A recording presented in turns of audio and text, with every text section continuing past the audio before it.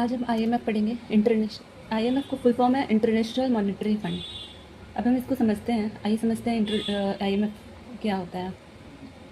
IMF एक international financial institution है जो मेंबर कंट्रीज़ के बीच मॉनेटरी कोऑपरेशन और फिनेंशियल स्टेबिलिटी को प्रमोट करता है।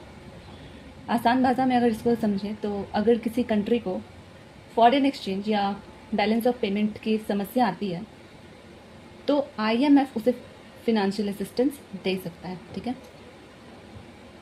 जैसे एक एग्जांपल लेते हैं। मान लीजिए किसी कंट्री को इंपोर्ट और फॉरेन डेप्ट पेमेंट के लिए डॉलर का आवश्यकता है या ज़रूरत है, ठीक, लेकिन उसके पास ज़्यादा मतलब कि पर्याप्त फॉरेन एक्सचेंज नहीं है। ऐसी सिचुएशंस में आईएमएफ क्या करेगा, उस कंट्री को फिनेंशियल असिस्टेंस देकर उसकी टेम्पररी एक्सटर्नल पेमेंट प्रॉब्लम को मैनेज करने में मदद कर सकता है।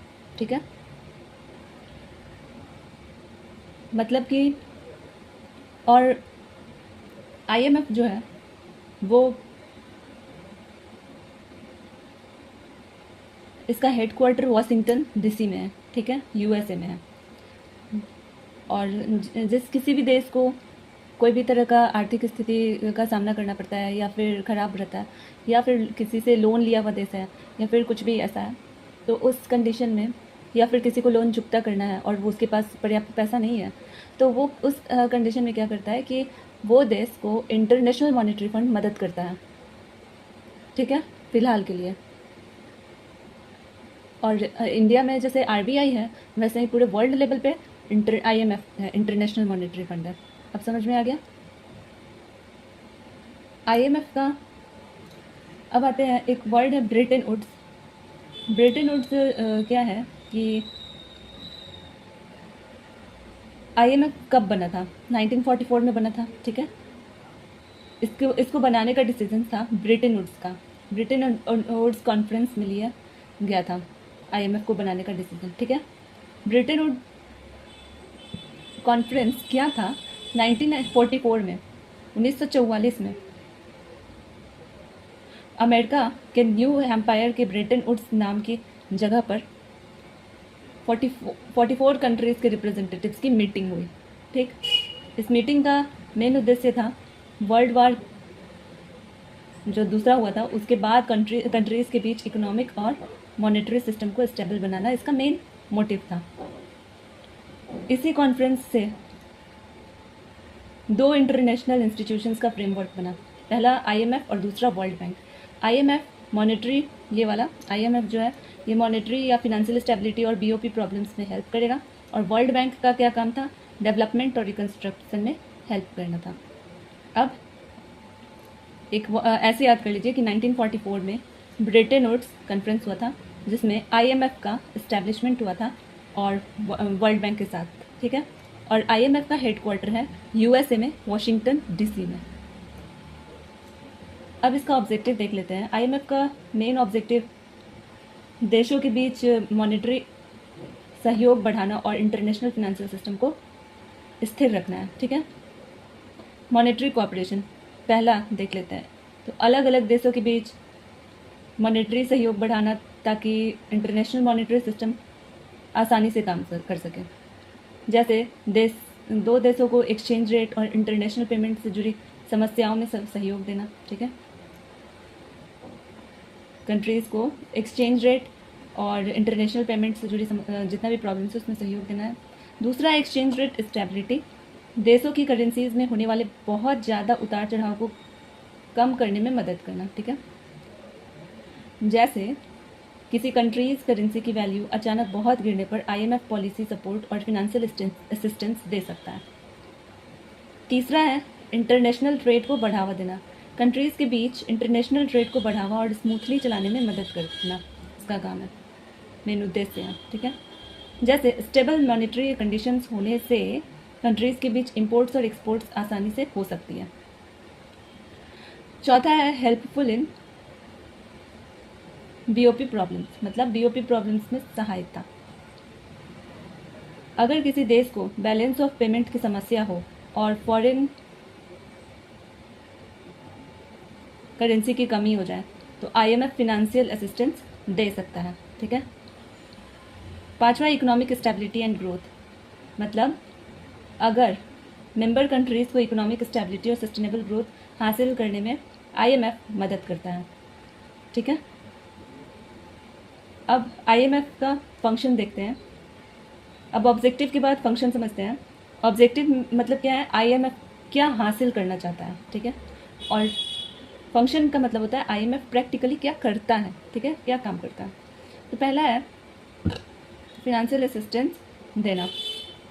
जब किसी मेंबर कंट्री को BOP या फॉरेन करेंसी की समस्या होती है तो IMF उसे फिनेंशियल असिस्टेंस देता है। ठीक है, जैसे किसी देश को इंपोर्ट और फॉरेन पेमेंट्स के लिए डॉलर का कमी हो गया तो IMF उसको क्या देगा, फिनेंशियल दे सकता है, फाइनेंस से मदद कर सकता है। दूसरा है BOP प्रॉब्लम्स को मैनेज करने में मदद करना। IMF ऐसी कंट्रीज़ को सपोर्ट करता है जिसके फॉरेन पेमेंट्स और रिसिप्ट्स में इनबैलेंस हो गया है।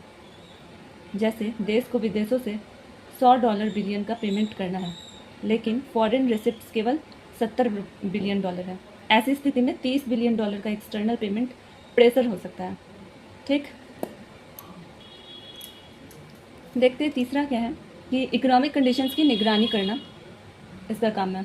मतलब IMF मेंबर कंट्रीज़ की इकोनॉमिक सिचुएशंस और पॉलिसीज़ को मॉनिटर करता है और ज़रूरत पड़ने पर पॉलिसी एडवाइस देता है। जैसे किसी देश में इन्फ्लेशन, डेप्ट या एक्सटर्नल पेमेंट प्रेशर बढ़ रहा हो तो IMF उस देश को इकोनॉमिक पॉलिसी पर एडवाइस दे सकता है। ठीक है, चौथा है टेक्निकल असिस्टेंस देना। मतलब IMF डेवलपिंग और मेंबर कंट्रीज़ को टेक्निकल नॉलेज, ट्रेनिंग और एक्सपर्टाइज भी देता है, जैसे tax system, government financial management या इकोनॉमिक डाटा कलेक्शन को बेहतर बनाने में टेक्निकल सपोर्ट करता है। ठीक है, तो ये टेक्निकल असिस्टेंस देना हो गया। पांचवा, एक्सचेंज रेट और मॉनेटरी स्टेबिलिटी में सपोर्ट करता है। कैसे? IMF इंटरनेशनल मॉनेटरी सिस्टम को स्टेबल रखने और मेंबर कंट्रीज़ को एक्सचेंज रेट और मॉनेटरी इशूज समझने और मैनेज करने में मदद करता है। ठीक है, जैसे किसी कंट्री की करेंसी पर बहुत ज़्यादा प्रेशर है तो IMF क्या करेगा, फिनेंशियल पॉलिसी में सपोर्ट दे सकता है। ठीक है, फिनेंशियल असिस्टेंस IMF का फंक्शन है financial assistance plus BOP support plus economic monitoring plus technical assistant monetary stability, ये सब से मिलकर के ये सब काम है IMF का।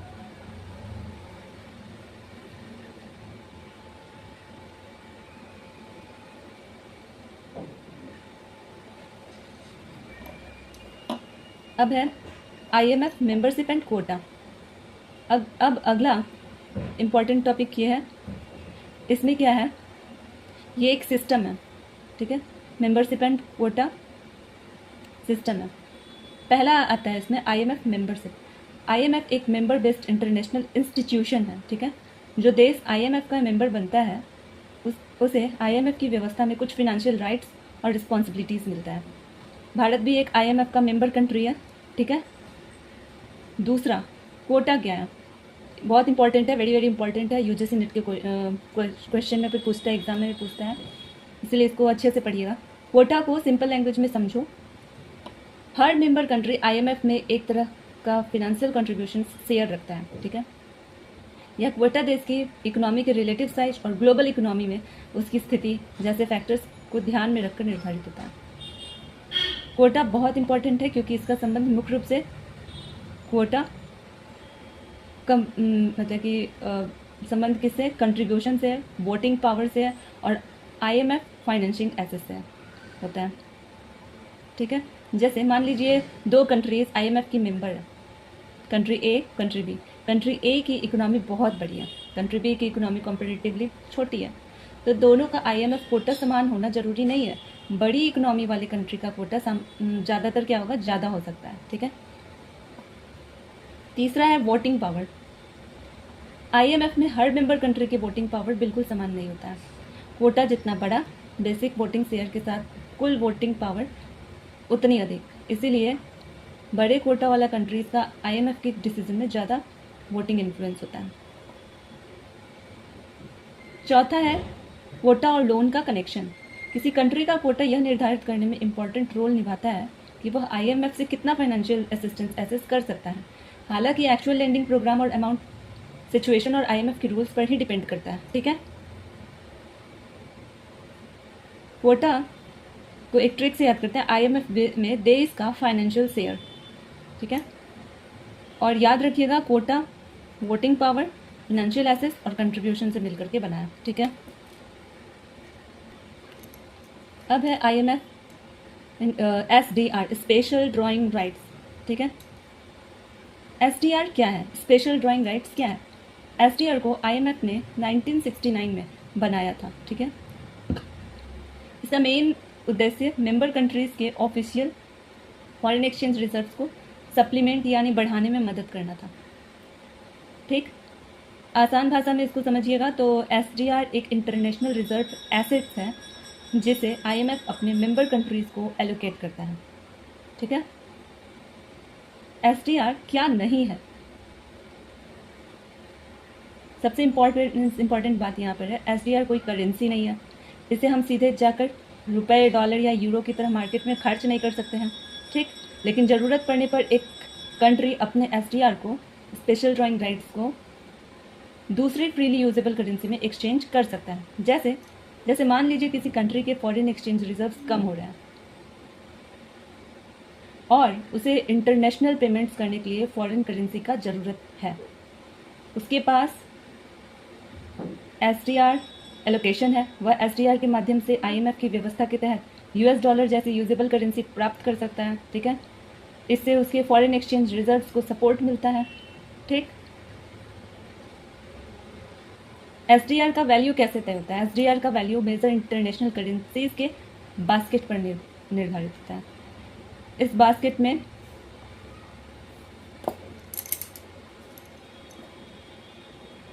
क्या है? US डॉलर है, यूरो है, चाइनीज़ रेनबिनबी है, जापानीज़ येन है, पाउंड स्टर्लिंग है, ये सब आता है, ठीक है। तो SDR का वैल्यू कैसे तय डिसाइड होता है ये पता चल गया। ये सबसे ये बात याद रखने वाला है कि SDR 1969 में इस्टेब्लिश हुआ था और IMF का इस्टेब्लिशमेंट हुआ था और इंटरनेशनल रिजर्व एसेट आता है इसमें। SDR एक करेंसी नहीं है, it is an international reserve assets created by the IMF। अब सातवां है मेरा पॉइंट है IMF फिनेंशियल असिस्टेंस लेंडिंग। इसमें है IMF कंट्रीज़ को लोन या फाइनेंशियल असिस्टेंस कैसे देती है, ठीक है। IMF से देश पैसा क्यों लेता है? पहला, जब किसी देश को बैलेंस ऑफ पेमेंट BOP की समस्या होती है, फॉरेन एक्सचेंज की कमी होती है या इंटरनेशनल पेमेंट करने में परेशानी होती है, तब वो IMF से फाइनेंशियल असिस्टेंस ले सकता है, ठीक है। क्या IMF, इसको और समझते हैं, जस्ट एक एग्जांपल के साथ समझते हैं। मान लीजिए किसी देश को विदेशों से ऑयल, मशीनरी और फूड इंपोर्ट करने के लिए बहुत ज़्यादा डॉलर्स चाहिए, लेकिन उसकी फॉरेन एक्सचेंज रिजर्व्स कम हो गया है। इस कंडीशन में कंट्री IMF से फाइनेंशियल असिस्टेंस ले सकता है, क्लियर। दूसरा, क्या IMF बिना किसी कंडीशंस के लोन देता है?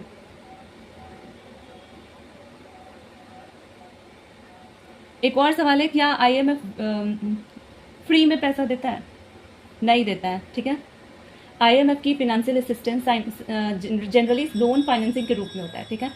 कंट्री को एग्रीड टर्म्स के अनुसार अमाउंट वापस करना होता है और फाइनेंसिंग पर एप्लीकेबल चार्जेस इंटरेस्ट भी हो सकते हैं। एक और क्वेश्चन है, क्या IMF बिना किसी कंडीशंस के लोन देता है? ज़्यादातर नहीं। IMF प्रोग्राम के साथ कुछ पॉलिसी कंडीशंस जुड़ी हो सकती है।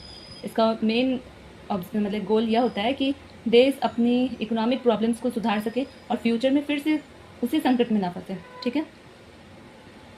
जैसे अगर किसी कंट्री का बड़ा BOP डेफिसिट और गवर्नमेंट डेप्ट प्रॉब्लम है, तो IMF क्या करेगा? प्रोग्राम में फिस्कल मैनेजमेंट, मॉनेटरी पॉलिसी या स्ट्रक्चरल रिफॉर्म्स से जुड़े टारगेट्स हो सकते हैं। IMF का कंडीशंस पर क्रिटिसिज्म, कभी कभी IMF की कंडीशंस को लेकर क्रिटिसिज्म भी होता है, क्योंकि कुछ रिफॉर्म्स से गवर्नमेंट स्पेंडिंग कम, सब्सिडीज़ में बदलाव या टैक्सेस में वृद्धि जैसी कठिनाई हो सकती है, ठीक है।